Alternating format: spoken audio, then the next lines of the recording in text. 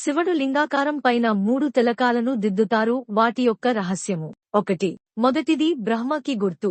2. రెండవది విష్ణువుకి గుర్తు. 3. మూడవది శంకరుడుకి గుర్తు.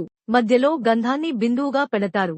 అది పరమాత్మని యొక్క స్మృతి చిహ్నమునకు గుర్తు. అదే పరమాత్మని యొక్క యథార్థ స్వరూపం. 1. పరమాత్ముని నామం సదాశివ. 2. సదాశివ అంటే సదా, ఎల్లప్పుడూ. శివ అనగా కళ్యాణకారి, మంగళకారి మరియు శుభకారి. 3.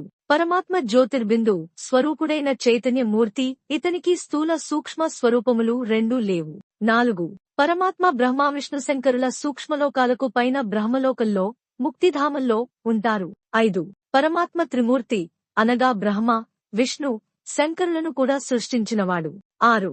పరమపిత పరమాత్మ బ్రహ్మ ద్వారా సృష్టి స్థాపన, విష్ణువు ద్వారా పాలన, శంకరుని ద్వారా మహావినాశనము.